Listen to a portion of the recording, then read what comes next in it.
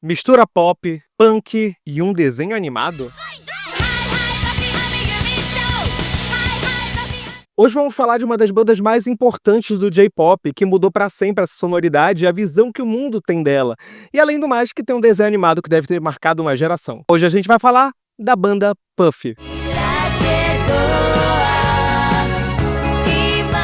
Oi, eu sou o Henri, cineasta publicitário, e minha favorita era Yumi. Esse é o Claquete Papel, projeto onde eu falo de música, animes, filme, tudo que eu tiver interesse. Se você já gosta do meu conteúdo, já vai deixando o seu like, se inscreve no canal, manda esse vídeo pros seus amigos que gostam de filme ou tem nostalgia delas. Se você puder ajudar o canal com um Pix, você vai aparecer aqui, um Pix é um valor demais, isso vai ser, enfim, muito importante pro canal, ainda mais porque tá chegando perto do Anime Friends e eu tenho que viajar pra São Paulo. Também, se possível, me ajude virando membro do canal, que agora eu devo estar montando, não sei se até esse vídeo vai sair, mais duas categorias, uma pro pessoal votar e decidir os temas comigo e outra já pra ver uns vídeos antecipadamente. Eu vou organizar isso tudinho lá, você confere na aba de membros. Não sem mais enrolação, que hoje tem bastante coisa pra falar, vamos começar a falar sobre Puffy e Yumi.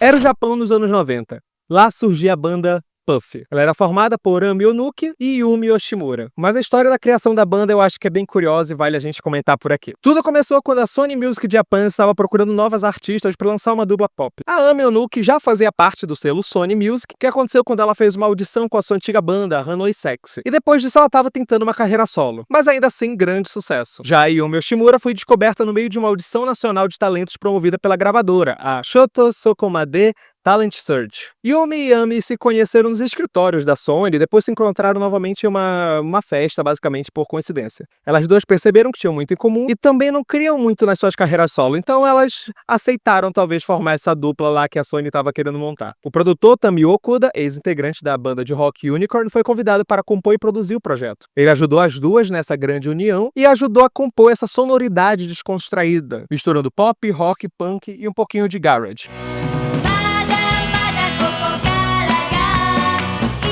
Quando as duas cantaram a primeira vez, já dava pra sentir muito aquela química se formando. As vozes delas combinavam de uma forma natural e elas entravam numa harmonia muito legal, que quando elas revezavam, parecia realmente que estava sentindo uma unidade, com uma certa diferença, mas um charme único em cada voz. E quando cantavam juntos, também ficava lindo, ficava um coro muito bonito. O nome original da dupla seria Crazy Virgins, e ainda bem que elas mudaram. E reza a lenda que o nome veio porque o produtor musical americano Andy Summer, Andy Summer estava lá no escritório da Sony Japan e estava repetindo direto a palavra Puffy, Puffy, Puffy. E elas, Puffy, aí pegou e foi assim.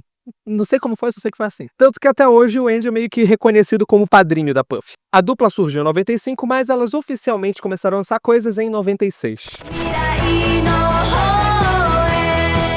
A estreia oficial da dupla veio com o single Asia no Shujin, que se tornou um enorme sucesso comercial no Japão, vendendo mais de 1 milhão de cópias e transformou imediatamente a Puffy em uma sensação no Japão no meio dos anos 90.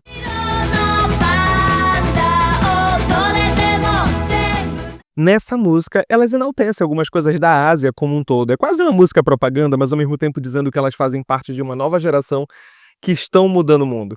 Que elas vão ser a nova Ásia. Nós somos o que está acontecendo, a Ásia. Basicamente é uma música sobre isso. O segundo single do grupo, o Korega Watashi no Ikiru Michi, foi o mais vendido de toda a história da banda. E assim veio o primeiro álbum do grupo, nomeado de Ami Yumi, que foi lançado em julho de 96 e ficou na terceira posição durante 36 semanas seguidas e vendeu 3 milhões de cópias. Por mais que elas ainda fossem idols, de certa forma, elas também pegavam muitos elementos de anos 60, 70 e criaram uma coisa bem original, assim, pra época, principalmente com um pouquinho do punk e do rock. E elas se tornaram imediatamente um fenômeno, inclusive da moda, inspirando várias garotas. Elas estavam estampando diversas capas de revista, tendo comerciais e programas de TV. Elas tiveram a própria scooter feita pela Yamaha. E tiveram também propagandas pela Shiseido. E em 97 elas só firmaram cada vez mais sucesso com seu segundo single, Circuit no Musume. Segundo o produtor, essa música foi diretamente inspirada em I Saw Her Stand There, dos Beatles. Além disso, elas faziam vários covers, inclusive tem um cover delas ao vivo de Basket Case do Green Day, lembrando um pouquinho essa identidade punk delas.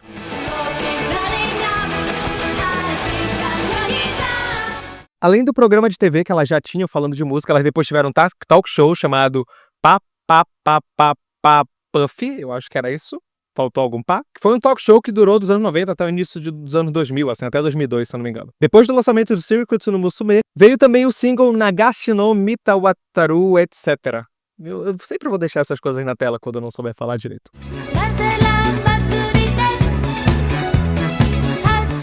Então, qual a inspiração delas na Bitomania? Elas tiveram a Puff Mania no Japão. Elas fizeram, em 97, um projeto meio estranho, o Solo Solo, que era um projeto onde o lado A teria só de uma cantando, o lado B teria só de outra cantando, e não foi um sucesso comercial, e eu também digo, no meu gosto pessoal, porque eu não curto tanto esse projeto assim. Eu prefiro elas juntas. Depois disso, elas lançaram o álbum Jet, que foi um dos maiores sucessos no Japão, tendo músicas incríveis. Teve o álbum Fever Fever, até que chegou o álbum Spike. Spike foi um marco na carreira delas, mas não teve uma certa recepção tão boa no Japão.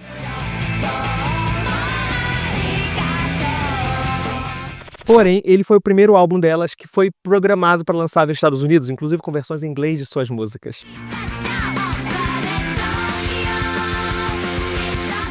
E lá nos Estados Unidos, Spike chegou a fazer um relativo sucesso. Porém, elas não podiam usar o nome Puff lá, porque Sean Combs proibiu que elas usassem o nome Puff na época, porque ele usava esse nome, até que ele mudou para pedir e vocês sabem o resto da história, né? E dessa forma, nos Estados Unidos e pro resto do mundo, de certa forma, elas ficaram conhecidas como Puff Yami Yumi. Enquanto elas estavam em turnê nos Estados Unidos, um produtor da Sony reparou, que legal a voz delas e tal, não tô entendendo o que elas estão falando, mas tá muito legal. E aí ele convidou elas para fazer a abertura de um desenho animado. Sam Register, que já era um produtor lá de Los Angeles e trabalhava já para Cartoon Network, chamou elas para fazer a abertura dos desenhos dos Jovens Titãs.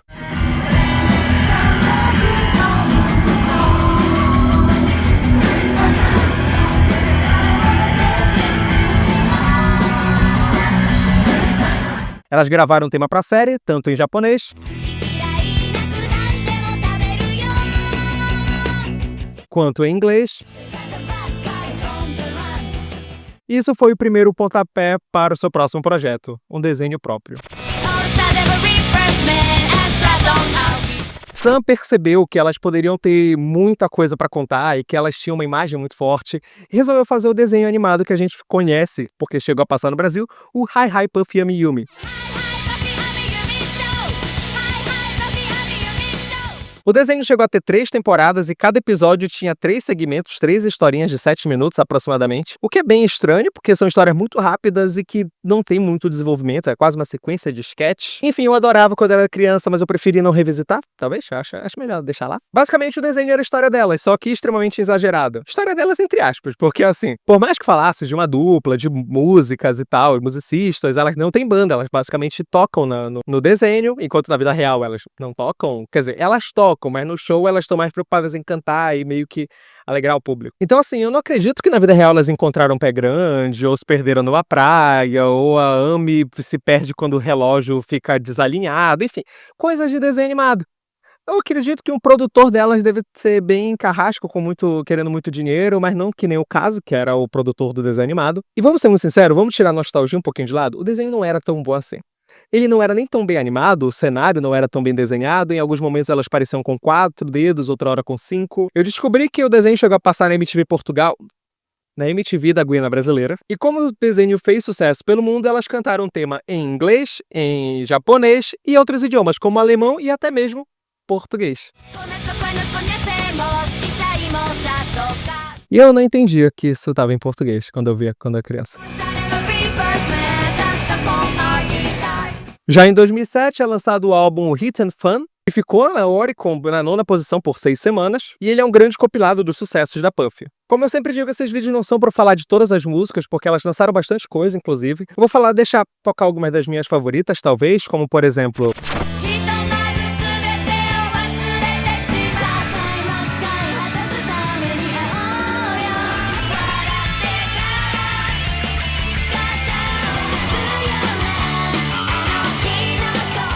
E em 2008 elas lançaram o single All Because of You, que inclusive tem letra da Avril Lavigne no meio, então é bem interessante essa troca.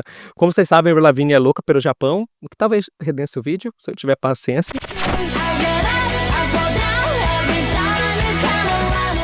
Elas participaram de até tributo, assim, de Lauper. A Puffy era uma banda muito relevante de J-pop no Japão mesmo, assim, sabe? Elas chegaram a fazer até música pra Naruto, pra filme de Naruto, inclusive. E elas lançaram um álbum até que constantemente até 2011, com o álbum Thank You. E já mostrava uma maturidade muito grande nas músicas dela e tal, que eu acho bem interessante. Só que elas deram uma parada. Não que elas tivessem parado a banda como todo, mas deram uma pisada no freio, sabe? Até que em 2021 elas lançaram o álbum The Puffy. E eu acho muito legal de ver que elas voltaram e tal, inclusive participaram do First Take em 2022.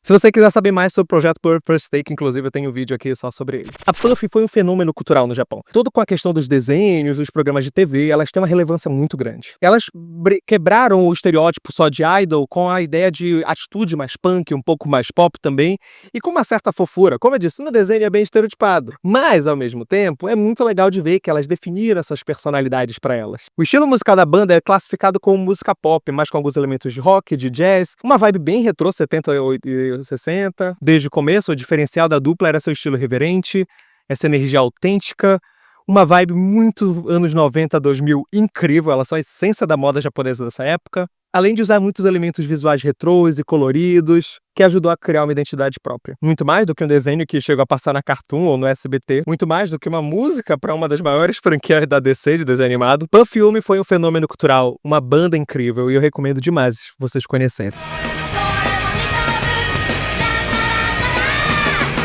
Então, gente, é isso. Acho que o vídeo ficou um pouquinho mais curto hoje, mas eu acho que é muito legal vocês conhecerem a Puffy. Vou deixar playlist, como vocês sabem, com músicas aqui no Spotify sempre que possível.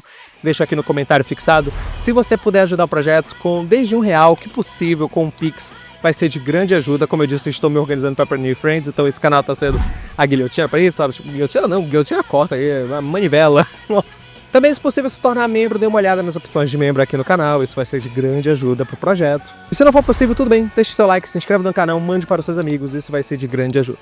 Muito obrigado por quem chegou até aqui, não deixe de comentar qual a sua música favorita da Puffy aqui nos comentários, ideias para outros vídeos, e até a próxima. Fora!